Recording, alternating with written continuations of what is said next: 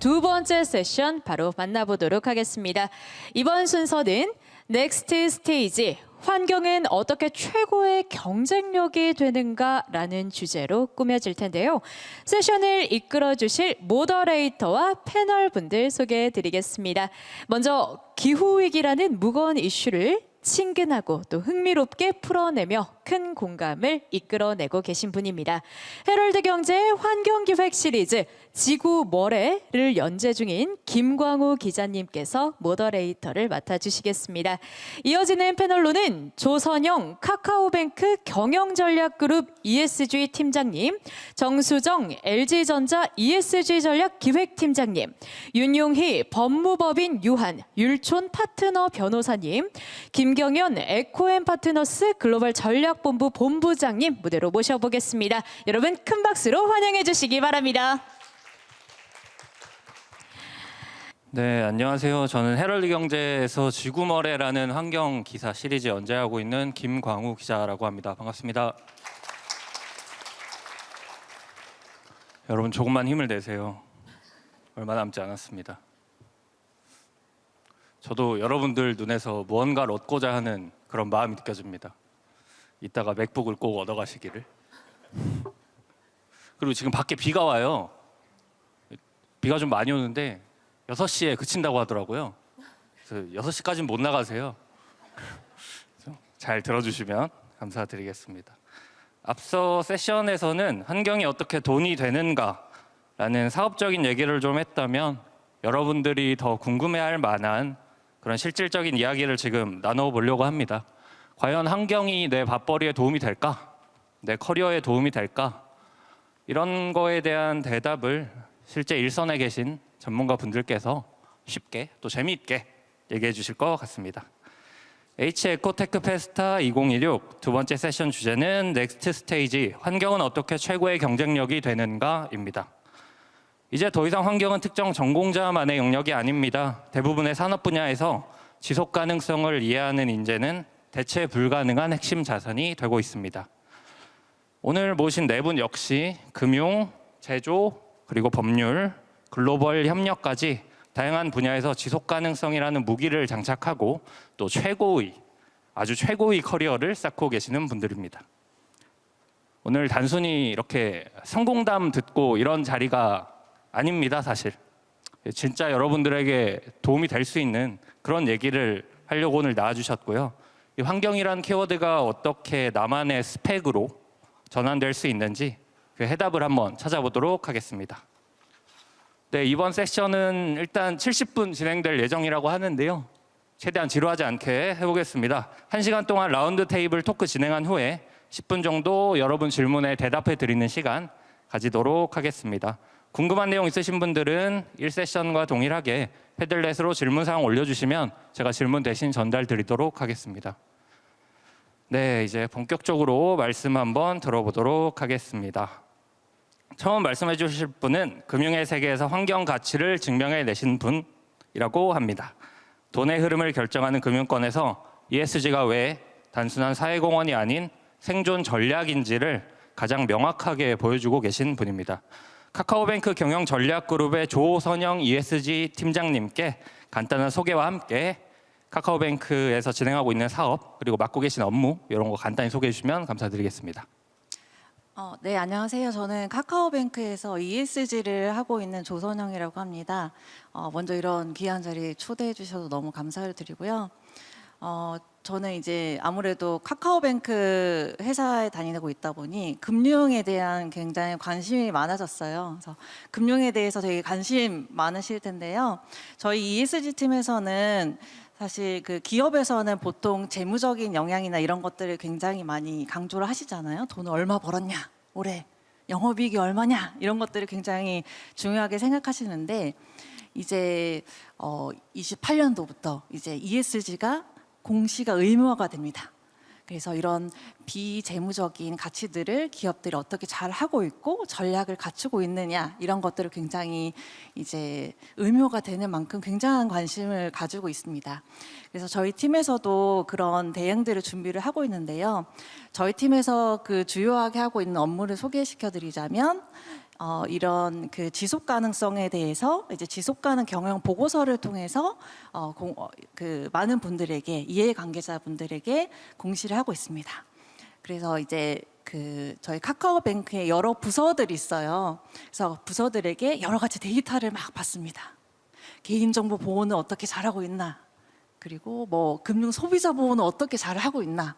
그리고 기후 관련해서 어떻게 이런 위기에 잘 대응할 것인지 이런 것들을 이제 각 부서들에게 그 취합을 받아서 ESG 지속 가능 경영 보고서에 그 공시를 하고 있고요. 그리고 두 번째는 저희는 평가를 받습니다. 한국 굉장히 평가에 되게 예민하시잖아요. 저희는 이제 국내외 ESG 평가 대행을 하고 있는데요. 그 국외에서는 이제 대표적으로 이제 MSCI라는 평가가 있습니다. 그래서 이제 모건 스탠리에서 저희가 ESG 잘 하고 있는지 엄청 평가를 하고 계시는데 그런 것들을 대행을 하고 있고 저희는 이제 가장 상위 랭크인 AAA를 지금 그 저희가 받게 되어서 그런 ESG 관련해서 많은 그것들을 이제 이해관계자들에게 공개하고 그런 평가 대행을 통해서 그런 것들을 잘 대응을 하고 있습니다. 그리고 ESG 저희 팀에서는 그리고 그 ESG 전략 관련해 가지고 굉장히 중요하게 생각하기 때문에 그런 전략들을 구축을 하고 그런 전략들이 이제 회사에서 투자를 하거나 아니면 사회적 책임을 다하거나 이런 것들에 대해서 저희가 또 대응을 하고 있고 사회공헌을 통해서 또 이런 사회적 책임들을 감당하고 있습니다. 네, 말씀 감사합니다. 바로 이어서 소개 가보겠습니다. 이번에 말씀해 주실 분은 말이 필요 없는 기업이죠. 글로벌 가전시장의 트렌드를 선도하며 지속 가능성을 실제 비즈니스 언어로 구현하고 계시는 분입니다. 제품 기획부터 자원순환까지 전 과정을 전략적으로 설계하며 제조업의 새로운 미래를 그리고 계시는 LG전자 ESG 전략기획팀 정수정 팀장님. 또 소개와 함께 ESG 활동과 역할에 대해 간단히 말씀 부탁드립니다. 네, 안녕하십니까. 저는 LG전자 ESG 전략기획팀에서 일하고 있는 정수정이라고 합니다. 저는 ESG 전략기획팀의 팀장을 맡고 있는데요. 제가 하고 있는 일은 아마 여러분들께서 과제를 하시면서 저희 홈페이지에 들어오셔서 지속가능 경영 보고서라든지 이제 이런 걸 다운을 받으셨을 때 보시는 매년 그 자료들을 발간하는 업무들을 하고 있고요. 또한 그 아까 옆에서 이제 트리플 A 정말 축하드립니다. 저희는 더블 A여가지고 트리플 A가 되고 싶은 게 저희 소망인데 잘 안 주시는 정말 이 정말 부럽습니다. 네. 근데 그게 정말 중요해요. 나중에 이따가도 얘기해 드릴 수 있을 것 같지만 투자자들이 이제 보고 있는 그런 퍼스펙티브가 굉장히 바뀌었기 때문에 AA냐, AAA냐 그냥 단순히 어떤 글자 싸움이 아니라 실제 회사의 자본, 그 코스트에 굉장히 그 영향을 주게 됩니다. 실제로 패시브 자금에 대해서도 AAA가 되느냐 안 되느냐에 따라서 패시브 자금에 들어가기도 하고 나오기도 하고 그래서 굉장히 자본의 흐름에 많은 영향을 주고 있다. 그래서 이 말씀을 드리는 이유는 제가 한 달에 한 번 정도 꼴로는 뭐 글로벌 금융 회사들하고도 이제 ESG 컨퍼런스 콜을 진행을 하게 됩니다. 제가 일을 할 때 초반까지만 해도 직접 ESG 관련한 어떤 컨퍼런스 콜을 요청하시는 경우가 별로 없었어요. 근데 작년부터 그런 게 오히려 더 많이 늘어났었고 코로나 때 저희가 ESG가 많이 강조가 되고 유행을 했다고는 하지만 진짜 게임은 이제부터 저는 시작이라고 생각을 합니다. 코로나 때는 너도 나도 ESG 중요하대, 하늘이 맑아졌대 라고 하면서 얘기를 했지만 실제로 그것들이 가져다 주는 어떤 가치들 그런 것들이 실제 본질적으로는 각자 지금 개인적으로도 아마 느끼고 계실 거고 회사들도 아마 이것이 직접적으로 우리 회사의 생존과 이익에 영향이 된다라는 그런 걸 느끼고 있기 때문에 굉장히 색다른 어떤 시도들도 많이 하고 계시고 과거의 어떤 선언이라든지 마케팅에 집중하는 그런 활동이었다면 이제는 실제로 어떤 본질적인 업에 적용을 해서 또 이익을 내는 그런 부분들에도 좀 하고 있는 것 같습니다. 그리고 또 제가 하는 업무들은 이제 요즘에 그 이사회라고 하는 게 많이 이제 지배 구조가 굉장히 중요해지고 있는데, 지배 구조는 이제 유럽이나 미국에서는 굉장히 이사회 중심의 경영을 하고 있습니다. 그런데 한국 같은 경우에는 재벌 구조라든지 여러 가지 조금 한국만의 어떤 특성들이 있습니다. 근데 그런 부분들이 이제 선진화되고 있는 것 같아요. 제가 보고 있을 때도. 그래서 이사회 산하에서 ESG 위원회 사회 이제 독립이사로 바뀌죠. 독립이사님들하고 또 우리 회사의 ESG 전략을 어떻게 끌어나가야 될 것인지 중요한 의사결정을 해야 될 때 그분들께 회사의 상황들을 잘 설명드리고 조언을 받고 최선의 결정을 하기 위해서 노력하는 그런 업무들을 하고 있습니다. 제 옆에도 팀들이 있으신데요. 그 팀들에서는 여러분들이 잘 알고 계시는 아까 계속 보셨던 자원순환과 관련된 어떤 폐가전을 재활용한다라든지 또 탄소 중립을 선언한다든지 또 제품의 어떤 뭐 스코프 1, 2, 3라고 하죠. 배출량 같은 것들을 우리가 계산하고 또 공개하고 이제 이런 업무들을 전부 종합적으로 하고 있고요. 저는 그것들을 좀 종합적으로 사내외 분들하고 커뮤니케이션도 하고 외부에서 요청하시는 그런 것들을 사내에 전달해서 우리 회사가 조금 더 기대에 부응할 수 있도록 그런 커뮤니케이션 하는 역할들을 하고 있습니다. 네, 박수 한번 시원하게 쳐주세요. 네, 죄송합니다. 박수를 쳤는지 안 쳤는지 까먹어가지고. 네, 다음 분께서는 보시면 환경을 규제가 아닌 새로운 부의 법칙으로 설계하시는 분입니다. 복잡한 글로벌 환경 법안들 사이에서 기업이 나아갈 길을 명쾌하게 제시하고 또 리스크를 경쟁력으로 바꿔주시는 법률 전략가십니다. 법무법인 유한율촌의 윤용희 파트너 변호사님 모시고 법무법인에서 환경은 어떤 경쟁력을 갖고 있는지 또 어떤 업무들 진행하고 계신지 들어보도록 하겠습니다.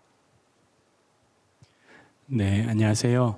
네, 굉장히 분위기가 생각보다 무거운데요. 네, 편한 자리니까 저도 편하게 얘기하고 많이 배워가셨으면 좋겠습니다. 전 율촌에서 ESG, 환경, 에너지 업무를 주로 하고 있는 윤용희라고 하고요. 윤용희 변호사라고 하고요.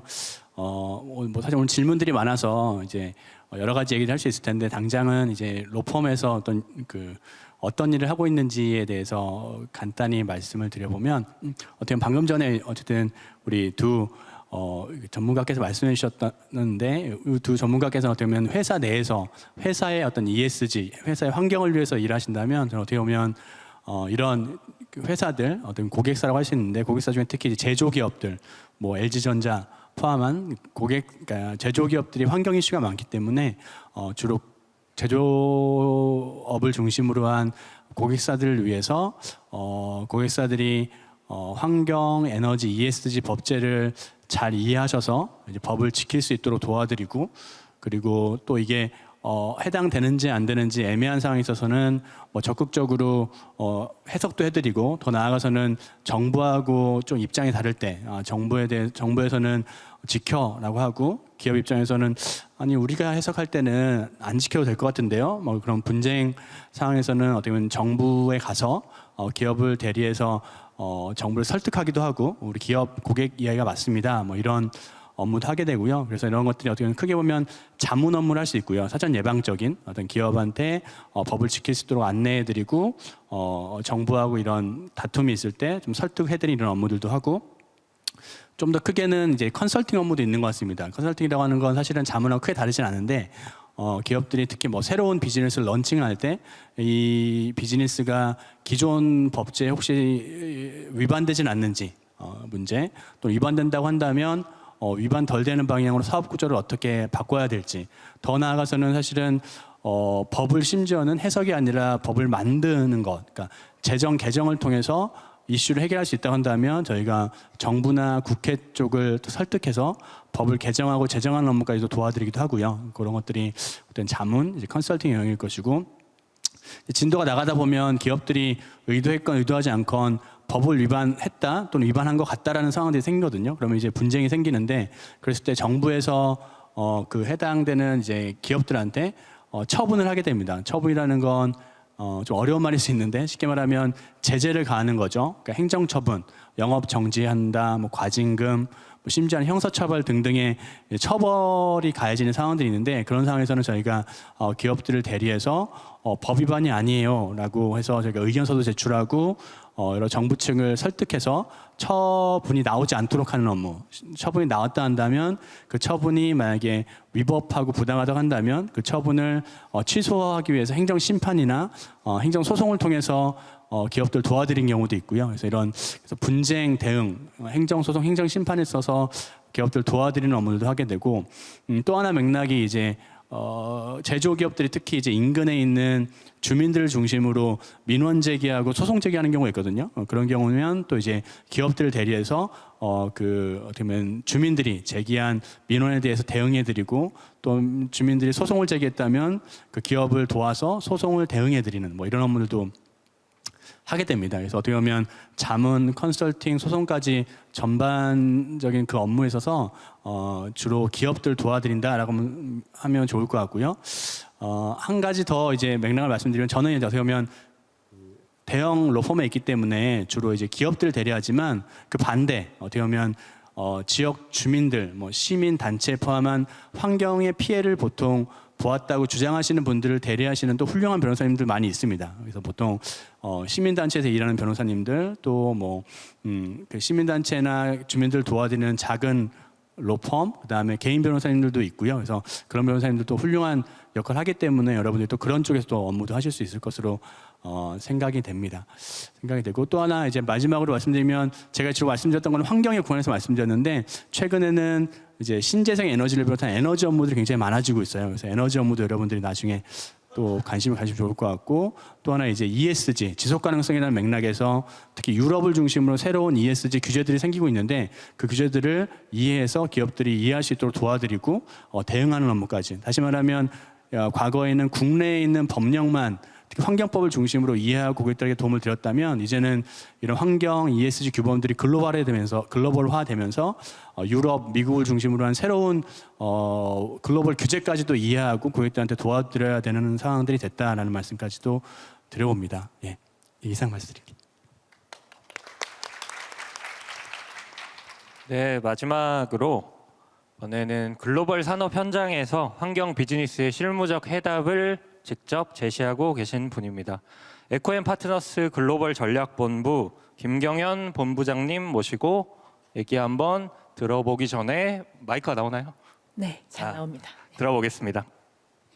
네, 안녕하십니까. 금방 인사받은 에코앤 파트너스 글로벌 전략본부의 김경현이라고 합니다. 저희 회사는 이제 환경 기후 변화 컨설팅 회사입니다. 사실은 여기 계신 분들이 만약 아직 학교에 다니시는 분이시라면 조금은 생소할 수 있는 업종일 수도 있습니다. 다만 이제 저희 업종이 좀 이 행사에서 좀 특별하다고 말씀드릴 수 있는 부분은 오늘 얘기가 됐던 게 되게 다양했잖아요. 범위도 제품에 대해서도 환경에 대한 영향을 줄여야 되고 온실가스를 줄여야 되고 또 스타트업에서도 이런 부분들을 개선할 수 있는 기술들을 만들고 있고 또 같이 패널로 참석하신 금융계 또 제조업 또 법무법인에서도 각각 나름대로 이런 환경 기후 변화에 대한 업무를 하고 계시는데 사실 법무법인과 비슷할 것 같습니다. 저희는 이 분야 전체를 계속 트렌드를 쫓아가면서 이러한 부분들에 대해서 우리 기업들 그리고 정부 기관들이 원하는 부분들에 대해서 계속 어드바이저리를 하는 업무를 한다고 좀 생각을 해주시면 좋을 것 같습니다. 이게 장단점이 있는데요. 장점은 정말 오늘 나온 내용들을 다 알 수 있습니다. 그래서 저희라는 하는 컨설팅 업계에서 일을 하신다면 최근에 기후 환경 분야에 대해서 기업이 해야 될 거 그리고 정부가 해야 될 거 이런 부분들 싹 다 알 수 있다. 공부 많이 하고 지식을 쌓을 수 있는 그런 스페셜리스트가 될 수 있다라는 장점이 분명히 있는 반면에 이게 단점으로 작용할 수도 있습니다. 정말 계속 공부를 해야 합니다. 저는 사실 학교 다닐 때보다 지금 더 공부를 많이 하고 있는 것 같습니다. 어쨌든 좀 먼저 부연을 말씀을 드렸고요. 저희 회사는 이제 컨설팅업을 약 30년 정도 하고 있는 회사입니다. 앞서 잠깐 말씀드린 대로 정부 그리고 기관을 대상으로도 컨설팅을 하고 있고요. 또 오늘 나와주셨던 기업들, 대기업 같은 경우에는 사실 오늘 주신 분들 보시면 아시겠지만 각자 이런 기후 환경, ESG 또 고객 요구들을 대응할 수 있는 자체 인력과 팀이 있습니다. 이제 그렇기 때문에 대부분은 이제 자체적으로 내재화를 하고 계시고 이런 부분에서 아무래도 많은 커리어들 이런 인력 부분들을 필요하시는 게 점점 더 많아지지 않을까라는 걸 현장에서 목격을 하고 있습니다. 그리고 이제 좀 더 내려가서 아까 잠깐 언급이 됐었는데 대기업뿐만 아니라 우리 파트너사, 협력사 그리고 우리 공급망까지도 점점 이런 대응을 해야 되는 요구가 많아지기 때문에 이런 기업들에게는 저희가 실제로 대신해서 그런 업무를 진행을 하기도 하고요. 또 스타트업 같은 경우에 아까 저희 처음에 기술 업체들 설명 많이 주셨잖아요. 그런 업체 같은 경우에는 사실 본업이 바쁘시기 때문에 지금 어떤 규제를 내가 해야 되는지, 내가 산업에서 해야 되는지를 잘 모르고 계시고 이러한 부분들에 대한 갈증이 있으시기 때문에 저희가 또 그런 거를 해결해 주는 역할을 하기도 합니다. 또 한편으로는 이쪽 분야가 계속 업데이트가 되고 또 이 유럽과 미국 그리고 글로벌하게 이런 또 선구자분들은 계속 제도를 더 엄격하게 만들고 계세요. 그래서 그런 부분들을 저희가 이제 팔로우업을 하면서 우리나라 정부 기관 기업들이 사실 그런 거를 이제 따라가야 하잖아요. 그래서 그런 측면에서 저희는 정부와 기관들에게는 이런 제도들을 가지고 와서 한국화하는 한국의 제도를 만들고 설계를 해주는 업무도 같이 하고 있습니다. 그 과정에서 저는 이제 글로벌 전략본부라고 해서요, 이러한 업무들을 해외, 특히 개도국과 함께 연결을 해서 사업의 연장선으로 그 개도국에서 이런 업무들을 펼치는 사업을 좀 꾸준히 맡고 있습니다. 요까지로 일단 설명드리겠습니다. 감사합니다. 네, 이렇게 네 분 연사 소개 들어봤고요. 이제 본격적으로 질문을 시작해 볼 텐데 우선 제가 궁금한 것들 하나 둘씩 여쭤보고 이게 시간이 되는 선에서 보내주신 질문이 지금도 굉장히 많아요. 요것도 꼭 한번 여쭤볼 수 있도록 하겠습니다. 우선 순서대로 조선현 팀장님께 질문 한번 드리도록 하겠습니다. 팀장님 이력 중에 그러니까 IT 기업에서 UX 디자인 하셨고 서비스 기획하셨고 그 베테랑 디지털 전문가셨다고 하는데 이렇게 커리어의 결이 굉장히 다른 것 같아요. 지금 금융권이라는 것도 그렇고 그리고 환경, 뭐 ESG 이쪽도 그렇고 혹시 뭐 어떻게 이쪽을 맡게 되셨는지 그 계기가 무엇이었는지 그리고 금융 현장에서 ESG 분야의 경쟁력은 어떤 게 있는지 그런 것들을 좀 종합적으로 한번 말씀해 주시면 좋을 것 같습니다. 네, 제가 좀 경력이 좀 특이합니다. 네, 제가 처음 시작은 UX 디자이너로 시작했다가 그 서비스 기획 업무를 좀 담당했었어요. 그래서 카카오나 SKT에서 이제 서비스 기획을 하는 업무를 했었습니다.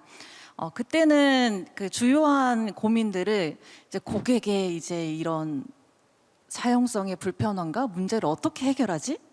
이거를 해결하려면 어떤 기능들과 스펙을 넣어야지 고객들이 정말 서비스를 편하게 쓸 수 있을까? 이런 것들을 주로 많이 고민을 했었습니다. 그렇게 이제 이제 IT 서비스를 기획을 하다가 제가 SKT에 다닐 때 SK가 사실 ESG적으로 굉장히 예전부터 관심을 많이 가지고 많이 앞서 있어요. 그래서 저희가 이제 연초에 이제 KPI를 저희가 정하잖아요. 근데 그런 KPI를 정할 때 ESG 항목이 있는 거예요. 그래서 이 전략이나 이런 진짜 사업을 실행할 때 ESG가 정말 중요한 목표로 들어가는구나를 알게 되고, 그래서 다른 이제 고객의 문제 이외에 이제 사회나 이런 것들을 좀 확장해서 그런 문제들을 해결할 수 있는 것들을 좀 도전을 하고 싶어서 카카오뱅크로 이직을 하게 되었고, 이것도 굉장히 저에게는 그 기존에 했었던 경험들이 굉장히 큰 도움이 되는 것 같아요. 그래서 이제 그 ESG적으로 환경의 문제나 이런 사회적인 문제들, 되게 그런 것들을 이제 금융의 시각으로, IT 시각으로 그런 것들을 문제를 좀 해결해 줄 수 있을까라는 접근을 하면서 그런 예전부터 썼던 그런 방법론이나 이런 것들이 현업에서 이제 일을 할 때도 굉장히 유용하게 쓰이는 것 같습니다. 그 원래 다음 질문으로 넘어가야 되는데 제가 그냥 궁금한 거 좀 여쭤볼게요. 네, 그 ESG 팀에서는 채용을 따로 하시나요? 채용이요? 그 ESG 전문가라던가 네네네. 아니면은 네, 계속 이제 저희 ESG 팀에서는 계속적으로 이제 인력을 구하고 있죠. 네. 거기 어떤 분야들이 있어요? 저도 그 베이스가 굉장히 특이하잖아요. 저희 팀원분들의 이력도 되게 특이해요. 그래서 기존에 그 KPMG에서 회계사를 하시던 분이 또 와서 일을 하고 계시기도 하고, 그래서 YG에서 또 그런 그 법무팀에서 막 그런 일을 하셨던 베이스가 있으신 분도 오시고, 또 이제 사회공헌이나 이런 분야에서 일을 하셨던 분도 오시기도 하고, 그래서 되게 다양한 베이스의 분들이 ESG 분야에 진출을 하고 계신 상황입니다. 저희뿐만 아니라 아마 이제 환경은 좀 더 좀 포커스된 분야긴 한데 ESG 전반적으로 봤을 때 그런 여러 가지 베이스의 분들이 일을 하고 있습니다. 네, 답변 감사합니다. 그러면 다음 정수정 팀장님한테 질문 한번 드려보겠습니다. 정 팀장님께서도 커리어가 상당히 독특하신데 대학에서 미생물공학 전공하셨다고 하시고, 그리고 컨설팅 현장에서 커리어를 시작하신 걸로 알고 있는데요. 지금 LG전자에서 ESG 전략 담당하고 계시는데 처음부터 이쪽 일을 목표로 하셨던 건 아닐 거잖아요. 그래서 조 팀장님께 여쭤봤던 것과 마찬가지로 뭐 어떤 계기로 이 업무를 하게 되셨는지, 그리고 팀장님의 커리어에서 이 ESG, 특히 환경이라는 게 어떤 역할을 하고 있는지 그런 거 한번 말씀해 주시면 감사드리겠습니다. 네, 시간이 많다면 제가 저의 처음부터 끝까지를 말씀드릴 수 있겠지만, 저는 생명공학 쪽을 전공을 하고 취직이 안 됐어요. 취직이 안 돼서 저는 이제 공대를 나왔는데, 공대생들은 그때쯤에 지금 제가 몇 학번 9, 6학번이거든요. 그래서 그때는 이제 그 특허 변리사 시험, 변리사 시험을 본다고 저도 이제 변리사 시험을 준비를 하고 있었습니다. 지금도 인기인지는 모르겠는데 근데 어렵더라고요. 제가 할 수 있는 일은 아니었던 것 같고, 그런데 이제 뭐 그 돈만 쭉 낼 수 없으니 이제 행정조교로 들어가서 시간이 제일 많으니 행정조교를 하면서 공부를 하자라고 해서 들어갔던 게 지금 제가 전공했던 전과정평가라는 그 전공의 학과였습니다. 근데 그때 제가 행정조교 할 때 옆에서 그 박사분이 매일매일 놀러 오셨어요.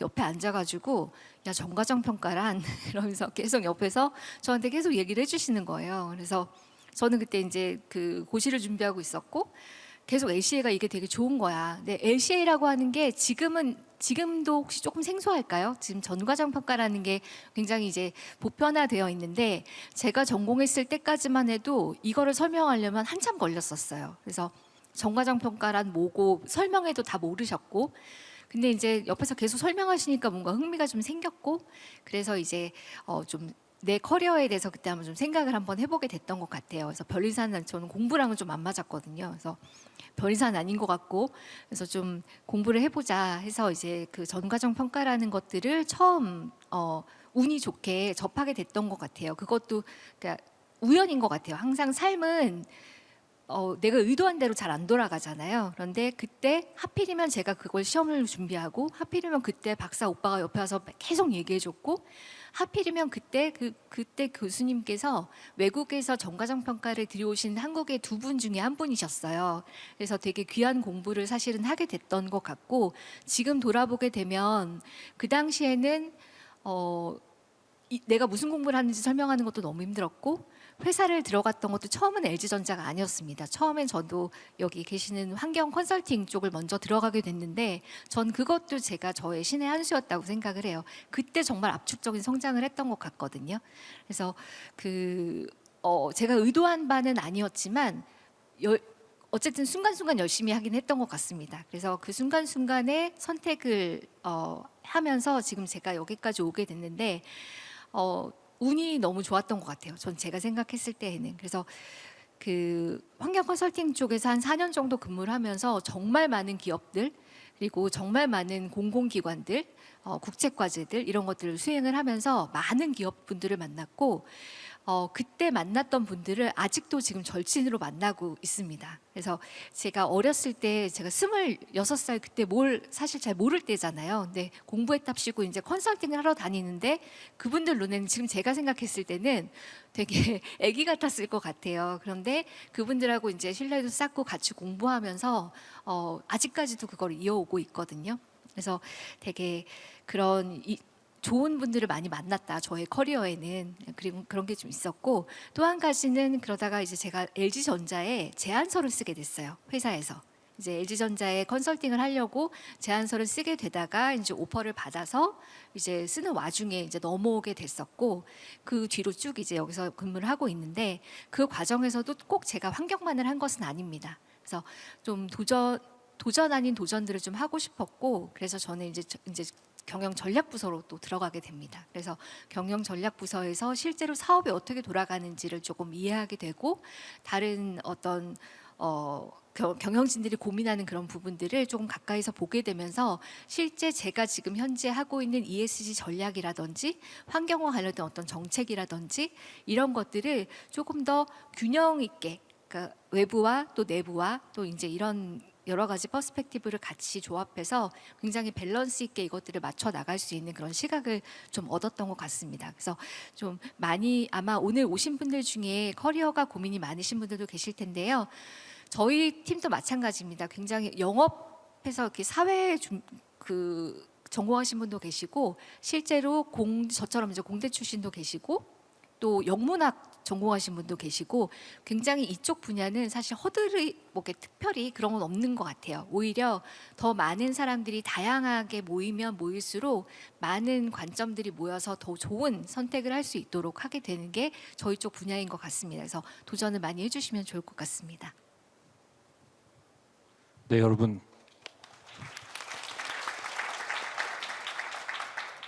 도전을 많이 해주시면 좋을 것 같습니다. 네, 지금 시간이 얼마 없어서 바로 다음 분한테 질문 드리도록 하겠습니다. 윤용희 변호사님께 질문 한번 드리겠습니다. 저도 이제 환경 분야 취재를 하고 있는데 주로 만나 뵙는 변호사분들이 시민단체나 이쪽 분들이 많아요. 그래서 그쪽 분들은 이제 현장에서도 많이 뵙고 그리고 목표도 꽤나 뚜렷하죠. 뭔가 이렇게 환경을 지키는 본인이 생각하는 방향으로 환경을 지키는. 근데 이렇게 또 대형 로펌에서 기업들의 ESG 분야에서 그 부분에 특화되어서 활동을 하시는 변호사님이라고 하면은 저도 사실 낯선 부분이기도 하고 그래서 변호사님이 왜 하필 이 ESG라는 부분에 대해서 관심을 가지게 되셨을까 혹은 이를 맡게 되셨을까 이런 부분을 한번 말씀해 주시면 좋을 것 같습니다. 네. 저야말로 그 얘기를 하면 사실은 거의 뭐 하루 종일 해도 정말 재밌는 이야기일 텐데 나중에 저한테 연락 주시면 제가 개별적으로 말씀을 드릴게요. 다만 그래도 좀 재밌게 말씀을 드려보면 너무 생뚱맞은 답이 될 수도 있는데 일단 제가 뭐 그냥 편하게 말씀드리면 저는 사실 이제 교회를 다니거든요. 이제 종교가 있는데 사실 종교적인 측면에서 얘기해 보면 사실 그 뭐 너무 어마어마한 답일 수 있는데 그냥 어떤 하나님의 은혜인 것 같아요. 아까 뭐 운이라고 표현했는데 돌아보면 네. 그렇게 표현할 수 있을 것 같고 좀 더 이제 그러니까 팩트에 기반해서 말씀드려보면 제가 어떻게 보면 왜 어떻게 보면 환경 변호사, ESG 변호사가 됐는지 더 나아가 이제 그 전에 이제 석사, 박사를 이제 환경법을 하게 됐는지를 말씀을 드리는 게 이릉의 답이 될 것 같아요. 그래서 굉장히 재밌는 이야기인데 짧게 얘기하면 재미없을 텐데 그래서 말씀드려볼게요. 제가 원래 고향은 이제 충남 태안의 안면도라는 섬이에요. 보기와 달리 보기에는 굉장히 도시 남자 같은데 제가 이제 안면도라는 섬 출신이고요. 제가 이제 99학번 1980년생인데 제가 기억나는 게 제 초등학교 저학년 때 그 안면도에 갑자기 그 핵 폐기물을 저장하겠다라고 정부에서 발표하면서 안면도 전체가 막 확 뒤집혀진 사건이 있었어요. 그래서 저도 기억하는 게 저 부모님들이 뭐 화가 나셔가지고 저희 학교도 안 보내고 그 동사무소 앞에서 읍사무소 앞에서 전체 시위하고 조금 무서운 이야기지만 그때 경찰서를 뭐 그 어르신들이 화가 나셔가지고 막 불질렀어요 그때요. 뭐 너무 옛날 얘기인데 어쨌든 그럴 만큼 이제 이 그 안면도에 계신 그 시민들, 그 주민들 입장에서는 우리가 무시당했다. 우리가 이렇게 깨끗한 환경에서 우리가 이렇게 살고 있는데 서울에 있는 사람들 우리한테 이런 방구 협의도 없이 갑자기 그 핵폐기물을 안면도에 설치한다고 그러면 우리는 어떻게 먹고 사느냐? 그럼 우리는 사실은 우리의 삶의 가치가 완전히 날아가 버리는 건데 등등의 이슈가 있었어요. 그래서 그게 저한테는 하나의 뭐랄까요, 큰 인생의 이벤트였고요. 환경, 뭐 경제적인 가치, 사회 발전 이런 게 뭐지? 이게 상충되는 가치인가 등등에 돌아보면 그러다가 제가 이제 초등학교 6학년 때 그러니까 아버지한테 이제 서울로 유학 가고 싶다라고 졸라서 이제 혼자 서울로 가거든요. 가는데 그때 물론 이제 서울에 큰 누님이 계셔서 이제 큰 누님 댁에서 이제 얹혀 살면서 중고등학교 시절을 보냈는데 뭐 저는 어렸을 때 그냥 막연한 꿈이 멋진 판사가 되는 게 꿈이었어요. 그런데 어쨌든 운 좋게 법대에 갔고 그 옛날 사법시험이 된 이후에 사법연수원이라는 곳에 갔는데 이제 결론적으로 제가 느꼈던 것은 판사라는 직업이 너무나 좋은 직업이지만 약간은 우물한 개구리일 수 있겠다.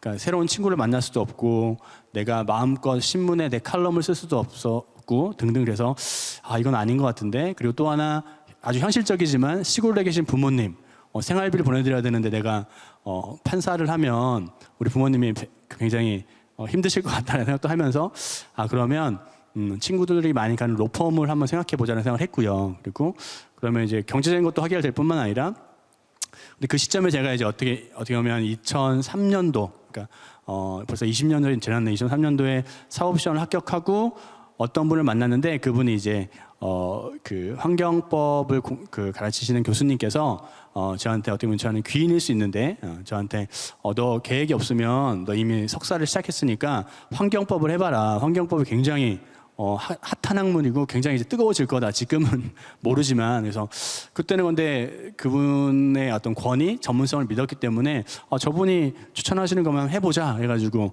제가 어떻게 보면 아무것도 모르고 환경법을 선택해서 그러니까 석사, 박사를 진행을 했고요.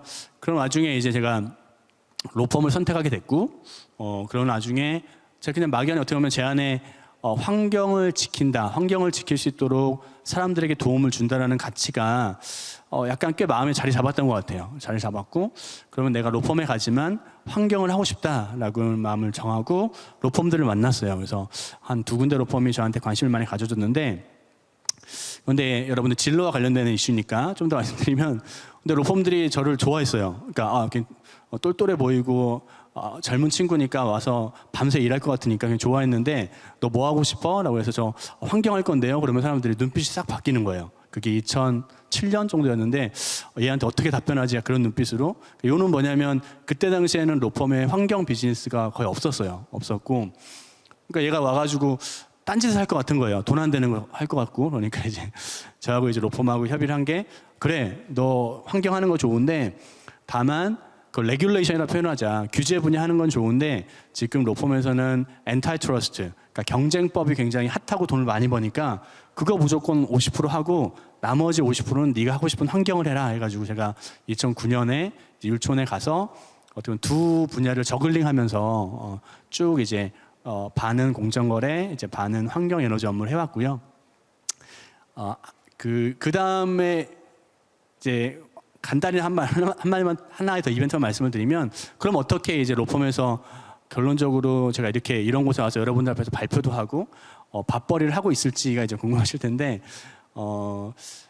제가 로펌에 와서 17년이 지났는데 돌아보면 대한민국이 정말 크게 변했던 것 같아요. 그러니까 대표적으로 제가 2014년도에 미국 유학을 회사 지원으로 갔었는데 그때 굉장히 큰 이벤트가 있었어요.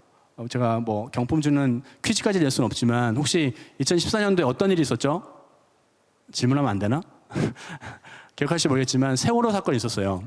그래서 2014년 세월호 사건, 2010년 가습기 살균제 사건, 그 다음에 2020년, 21년 ESG 광풍이 이어지면서 대한민국이 어떻게 보면 생명, 안전, 건강에 대한 가치가 제가 보기에는 몇 단계 확 올라간 것 같아요. 그러니까 전에는 어떻게 보면 사람이 조금 피해보고 다치고 그래도 돈이 더 중요하지, 경제 발전이 더 중요하지 하는 생각이 있었지만 지금 현재는 조금 경제적인 걸 포기하더라도 사람의 생명, 건강, 안전을 위해서 뭔가 좀 더 늦더라도 좀 더 가치를 양보하자는 세대로 사회를 좀 바뀐 것 같거든요. 그러면서 제 기억에는 한 17년 문재인 정부, 그다음에 21년, 22년 넘어오면서 환경, ESG, 지속 가능성, 신재생 에너지 업무에 대한 수요들이 기업들부터 바뀐 거죠. 전에는 그냥 돈 안 쓰는 분야였는데 이제는 돈을 써야 되는 분야로 바뀌었고, 그래서 대형 로펌에 찾아와서 자문을 구하고 용역을 구하는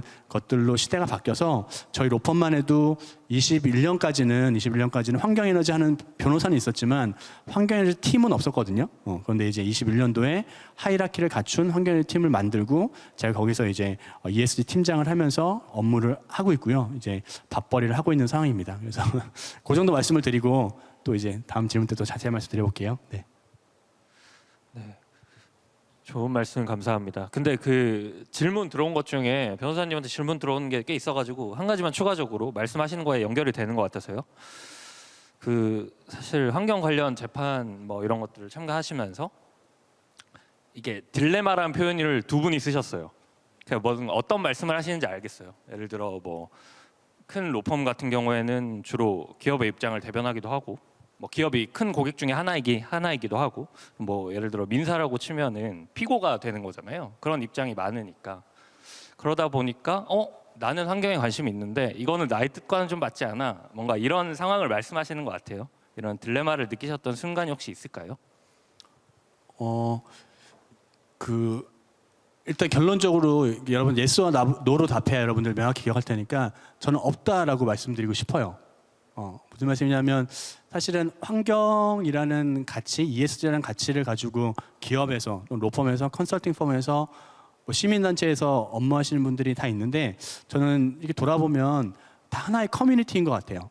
저는 사실 이제 저희 서울대 법대에 이제 환경법을 전공하시는 분들을 환경법 교실이라고 제가 부르는데 그 안에 한 5, 60명 분들이 있는데 그 안에는 정말 다양한 분이 계세요. 지금 뭐 여러분들 굉장히 핫한 뭐 기후 솔루션 등등의 시민단체에서 열심히 활동하는 변호사님을 포함해서 저처럼 대형 로펌에 있는 분, 기업에 있는 분들이 있는데 그분들이 모여서 서로 어떤 방향성이 다르기 때문에 싸우는 것이 아니라 어떻게 보면 환경에 대해서 관심이 있고 환경을 전국적으로는 보호하고 싶다라는 생각들은 동일해요. 다만 방향성이 좀 다른 거죠. 예를 들면 저는 기업들한테 환경법이 무엇인지를 정확히 이해시키고 법을 위반하지 않도록 도와드리고 그 법 테두리 안에서 법을 할 수 있도록 도와드리는 것이지, 예를 들면 제가 기업들한테 이거는 물환경보존법이 있는데 이렇게 해서 법을 위반하시고 오염물질을 더 많이 배출하세요라고 자문한다거나 그런 일은 하진 않아요. 그런 일은 하지 않고, 그런 일이 변호사의 역할도 아니기 때문에 그런 어떤 가치의 상충 때문에 나는 환경을 보호하고 싶은데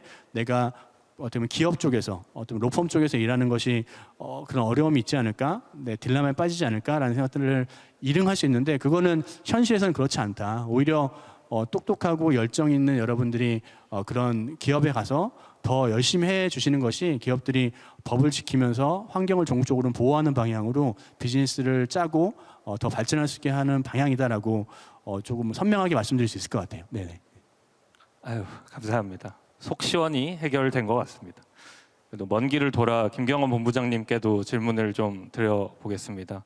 사실 지금까지 이제 기업이나 로펌 이런 그 기업에서 ESG 활동을 하시는 분들에 대한 얘기를 했는데 이분도 마찬가지긴 하지만 커리어를 보면 12년 동안 아시아부터 중남미까지 10여 개국을 누비며 정부 및 국제기구와 함께 기후환경 프로젝트를 이끌어 오셨다라고 돼 있어요. 그 누구보다 환경에 진심이실 것 같은데 약간 처음 커리어를 시작하실 때부터 환경이라는 키워드에 관심을 가지게 되신 건지, 그리고 그 이후에 뭐 어떤 식으로 커리어가 진행됐는지 이런 거를 간단히 한번 설명해 주시면 감사드리겠습니다.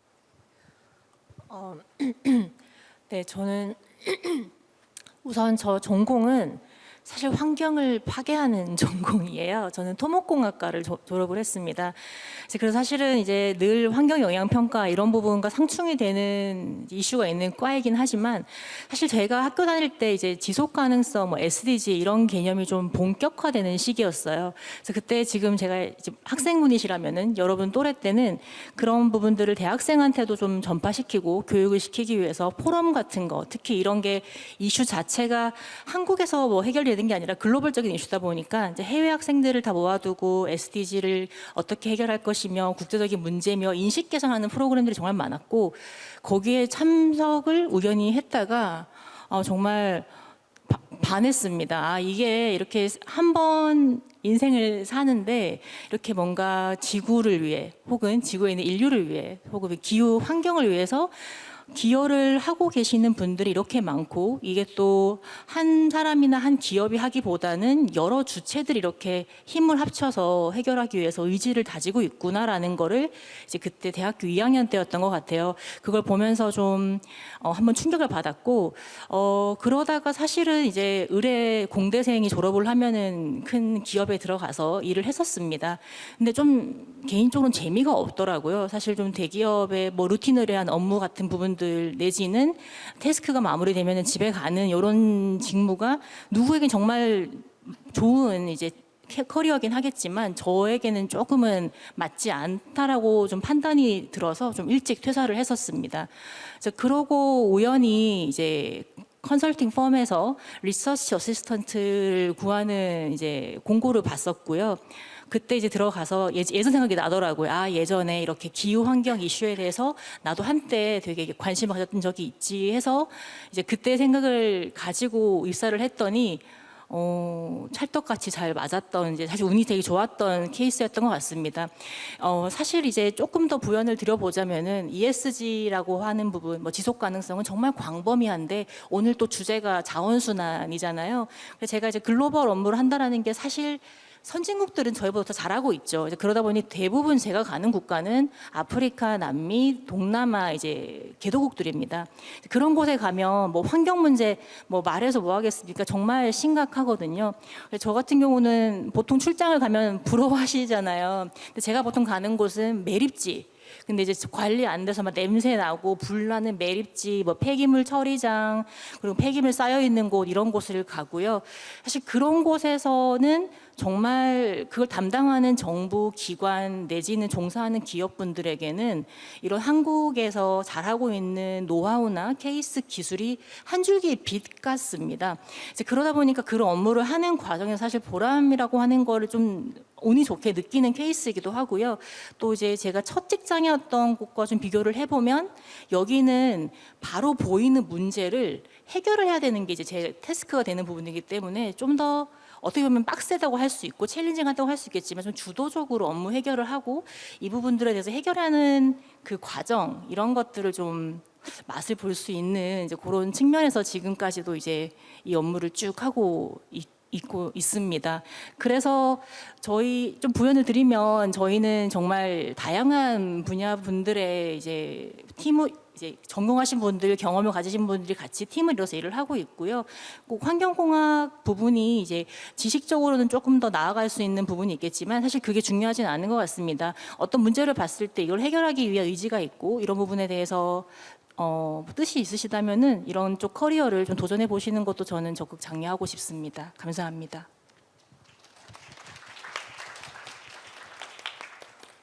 네, 김 본부장님한테도 추가 질문을 또 와서 한번 드려보도록 하겠습니다. 대한민국의 환경 전략에서 가장 큰 장벽은 무엇이라고 생각하십니까? 라고 질문 주셨습니다. 대한민국의 환경 전략이 너무 광범위한데 그러면은 예. 오늘 또 기업들도 나오셨으니까 그러니까요.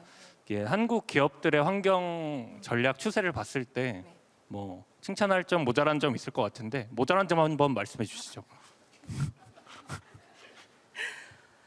예, 저희가 저희 회사가 기업 컨설팅을 하고요. 또 이런 이제 보통 제도를 규제를 지켜야 될 기업들은 대기업이다 보니 이제 부득이하게 대기업의 사례를 들어야 될 것 같습니다.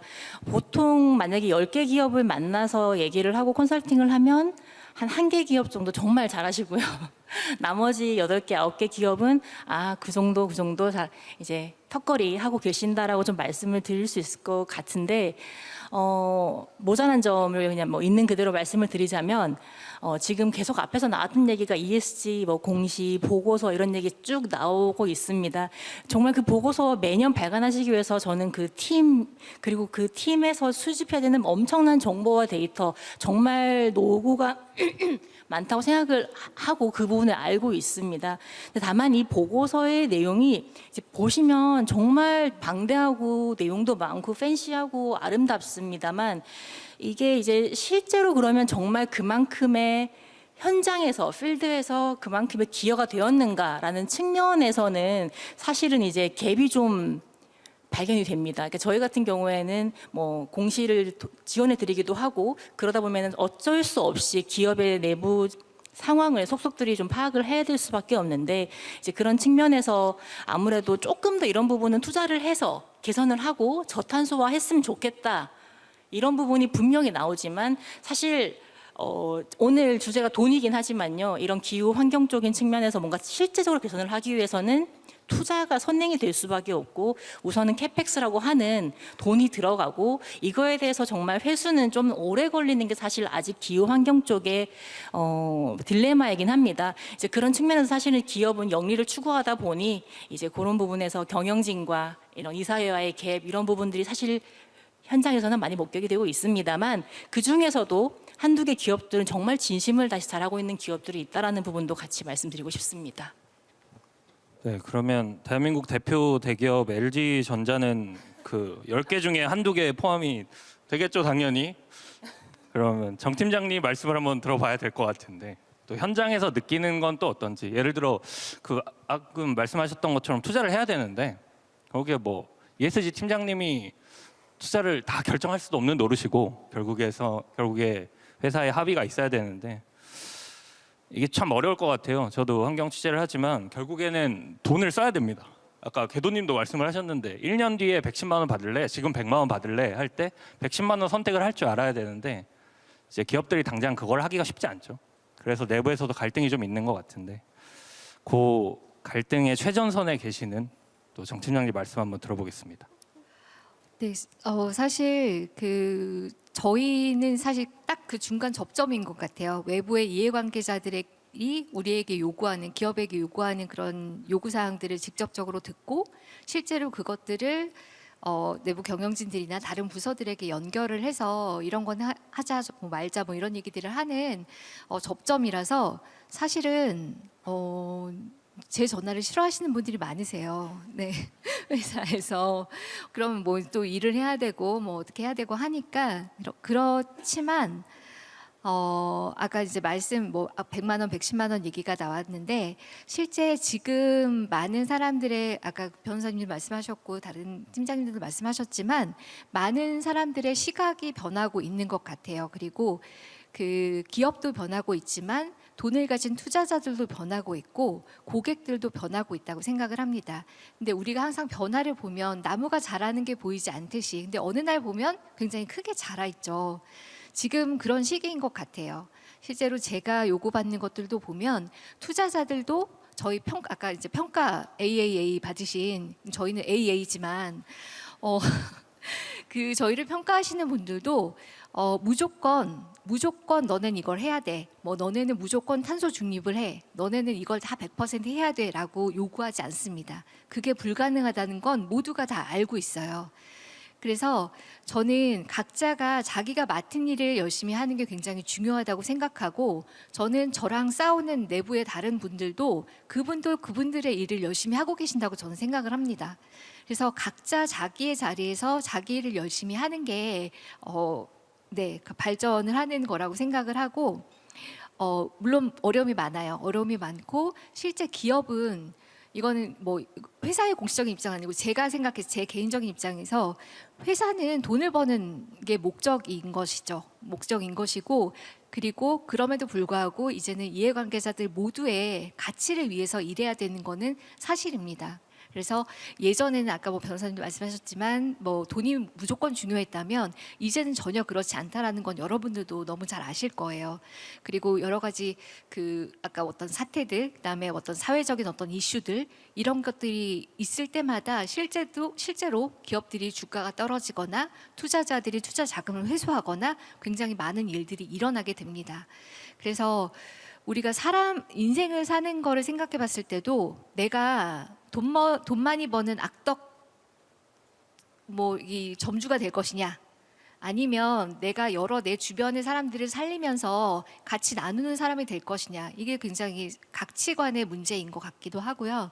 그래서 회사라고 해서 무조건 돈만 생각하는 것은 아니다. 실제로 그리고 제가 이제 회사 입장에서 생각해 보면 저희 회사가 이제 고객을 굉장히 중요시하는 회사이고 실제로 하루에 굉장히 많이 듣는 것들이 고객이고 실제로 그 고객 입장에서 의사결정을 많이 하게 됩니다.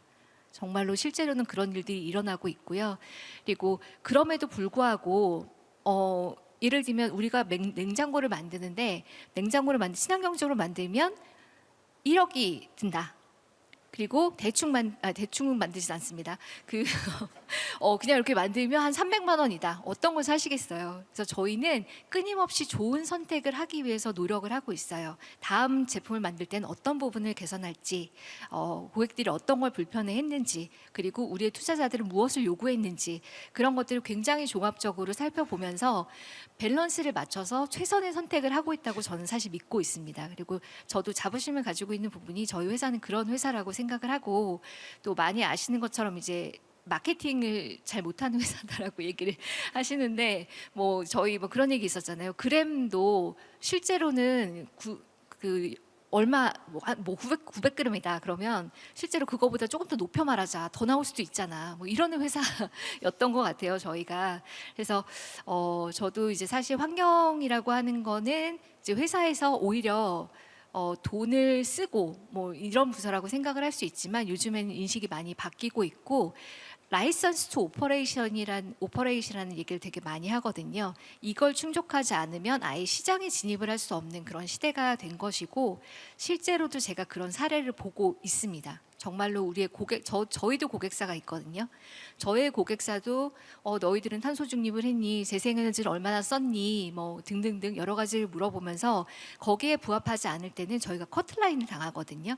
그렇기 때문에 돈이 되냐라고 하는 질문은 이제 더 이상은 아닌 것 같고, 이제 실제 내가 내 업을 제대로 하기 위해서 정말로 제대로 신경 써야 하고, 여기서 어쩌면 부가가치, 아까 저는 사실 앞에 1세션에서 굉장히 감명을 받았거든요.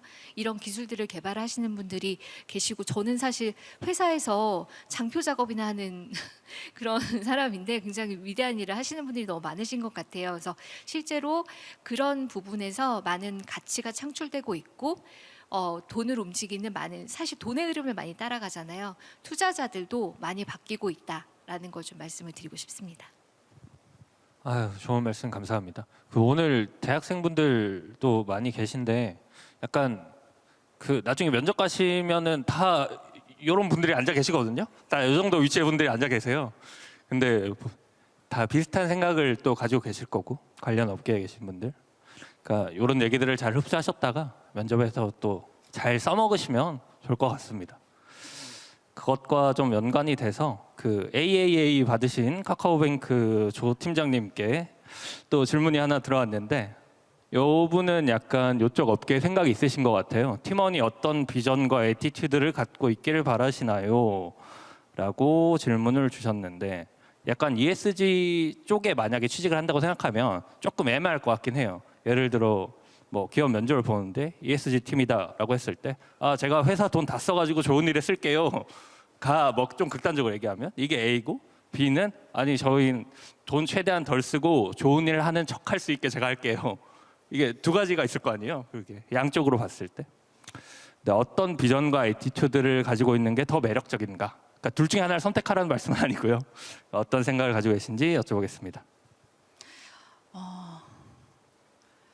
제가 만약에 ESG 팀을 추가로 이제 뽑고자 한다면 어떤 비전을 가진 사람을 뽑고 싶냐면, 저희 회사에서 요즘에 캐치프레이즈가 네이티브 AI 뱅크, 카카오뱅크예요. 그래서 그런 그 기술적인 AI 혁신적인 기술을 가지고 이제 뭐 그 기후 관련 문제 아니면 사회적인 문제 이런 것들을 좀 해결해 보고 싶은 그런 열정이나 그런 비전이 가지고 있으신 분이 있으면 제가 되게 인재라고 느낄 것 같고요.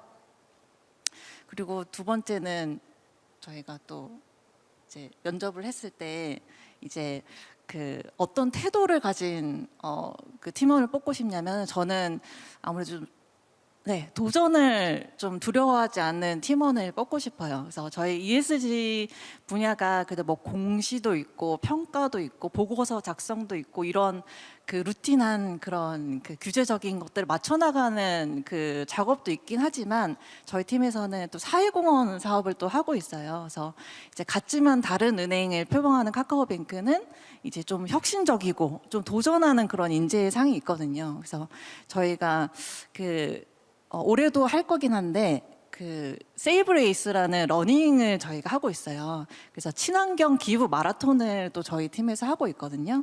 그래서 올해 3번째 이제 러닝을 하는데 그런 것도 보면 이제 친환경이랑 기부라는 키워드로 좀 새로운 좀 도전을 하고 혁신적인 그런 가치들을 고객분들이랑 같이 쉐어하고 싶어서 만든 건데 그렇게 ESG 팀에서 무슨 러닝을 해 이렇게 생각하실 수도 있잖아요. 근데 저희 팀에서는 그런 아무래도 제가 좀 기획자를 했었기 때문에 그런 그 재밌는 그런 키워드를 통해서 이제 ESG를 고객분들한테 좀 알릴 수 있는 그런 기회들도 많이 마련을 하고 있거든요. 그래서 그렇게 도전할 수 있는 역량을 지닌 인재였으면 좋겠습니다.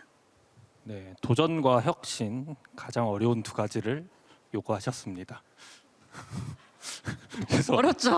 너무 어렵습니다. 매일매일 도전하고 있습니다. 제가 생각을 해봤거든요. 면접에 가서 도전 정신을 보여주려면 뭘 해야 될까를 좀 생각을 해봤는데 너무 어렵네요. 그런 최근에 이제 자기가 했었던 뭐 생활에 있어서든 무엇이든 도전한 사례 예를 들어 제가 그 뭔가 러닝에 관심이 있어서 10km를 뛰어보고 싶어서 매년 이렇게 뭔가 이렇게 달을 세워서 2km씩 뭐 이렇게 노력하고 그런 데이터들을 확인하고 이렇게 좀 했습니다. 이렇게 그거는 되게 로우한 레벨의 그거지만 좀 뭔가 자기 커리어에 있어서 뭐 환경이라고 생각하시면은 그런 측면에서도 좀 도전하고 했던 사례들을 얘기해 주시면 되게 도움이 될 것 같습니다.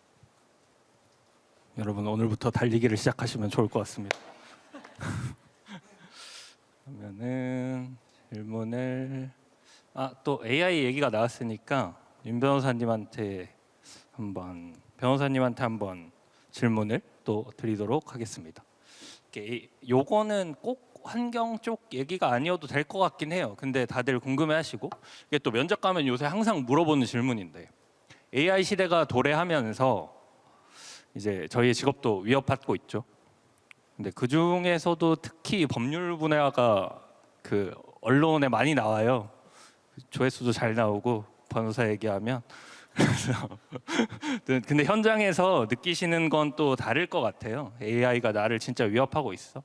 라는 질문에 대해서 한번 이렇게 취업을 하시려고 하시는 분들에게 말씀을 해주신다면 어떨까요? AI가 진짜 위협적인가요? 네, 위협적인 질문이네요.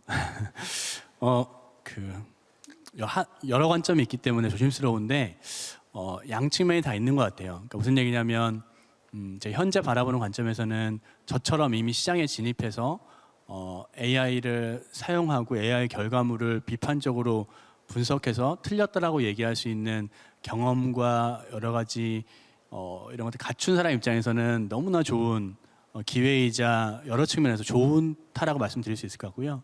다만 이제 여러분처럼 이제 사회에 나와서 내가 밥벌이를 하고 직장을 갖고 전문성을 키워가야 되는 그 출발점에 선 입장에서는 그러니까 위협적인 측면이 있는 건 맞는 것 같습니다. 뭐 예를 들자면 율촌 포함해 대형 로펌들이 얼마 전에 신문 기사가 났지만 작년 특히 올해부터 신입 변호사 숫자를 좀 의미 있는 숫자로 줄이고 있거든요.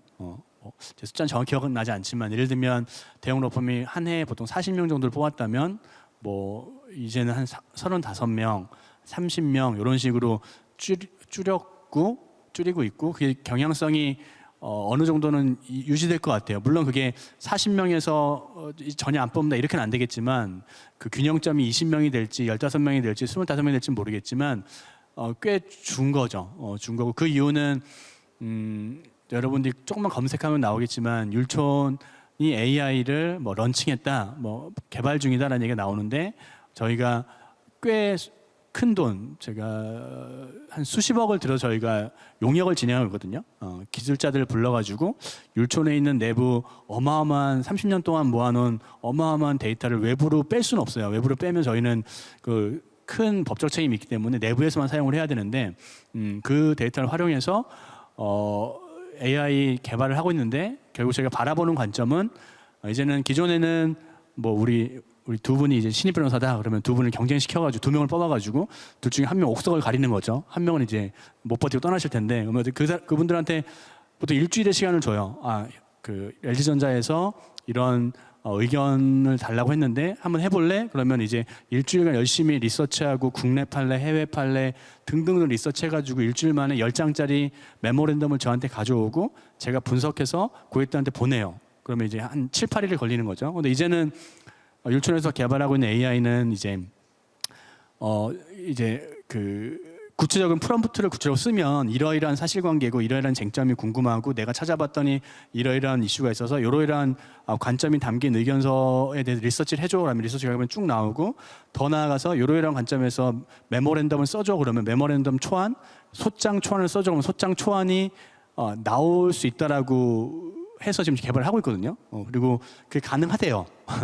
그게 적어도 올해 안에 가능하다 막 얘기하고 있는데 그럼 사실은 율촌이 좀 앞서고 있긴 하지만 나머지 대형 로펌들이 다 따라가고 제가 바라보는 관점은 한 1, 2년 안에는 그런 결과물이 나올 것 같아요. 그러면 기존에 이제 1년 차, 2년 차 후배 변호사님들이 했던 업무 중에 리서치 업무는 이미 AI로 상당히 넘어갔고 심지어는 드래프트하고 유리한 문장으로 글을 쓰고 소장을 쓰고 하는 페이퍼 업무의 상당한 초안자의 작업들이 AI로 넘어가 버리게 될 거기 때문에 그런 관점에서는 이제 위협이 될 수 있다라고 생각됩니다. 그래서 그러면 우리는 어떻게 해야 되냐라는 관점에서는 좀 어렵지만 일단은 문이 굉장히 좁아졌지만 그래도 내가 그 트레이닝을 받을 수 있는 조금 작은 직장이라 할지라도 일단 들어가서 훈련받고 빨리 경험을 쌓고 내가 AI를 활용해서 부가치를 낼 수 있는 사람으로 빨리 발전해 가는 게 중요하겠다라는 겁니다. 그래서 어떻게 보면 옛날에는 내가 어떻게 저런 데 가 그러면서 어떻게 보면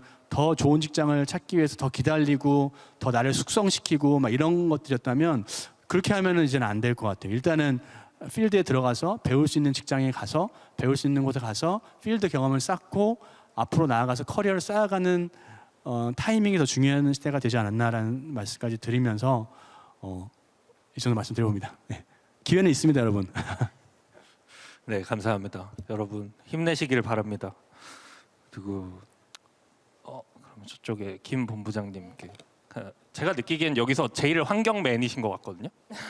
어떻게 보면 네. 그래서 제일 잘 어울리시는 분이기도 하고 그래서 여쭤보는 건데 그 어쨌든 여기 계신 분들 몇 분께서는 몇몇 분들은 ESG 분야 혹은 특히 친환경 분야에 대해 그냥 쉽게 말해 직업을 갖고 싶은 거잖아요. 그 내가 이 부분에 관심이 있으니까 직업을 갖고 싶어. 근데 저도 잘 모르겠거든요. 제가 환경에 관심 있는 대학생이에요.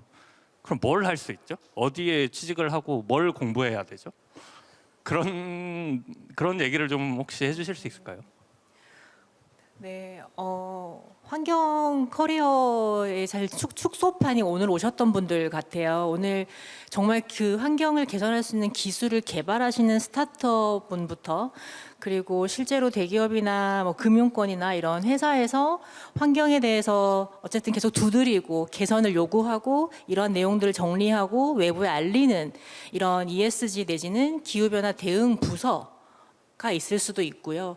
그리고 여기 옆에 계시는 변호사님처럼 환경을 위해서 좀 더 환경 옹호하시는 이런 변호사의 역할도 있을 수도 있고 저희처럼 사실 저희는 어떤 고객이 어떤 고객이 우리에게 어떤 요구를 하시더라도 이게 기후 환경과 관련된 제도든 시장이든 기술이든 사실은 이 환경 기후라는 영역에 대한 이해도를 가지고 어떤 태스크가 와도 사실은 프로젝트화를 하고 얘를 문제 해결을 할 수 있는 그런 업무이기도 하고요.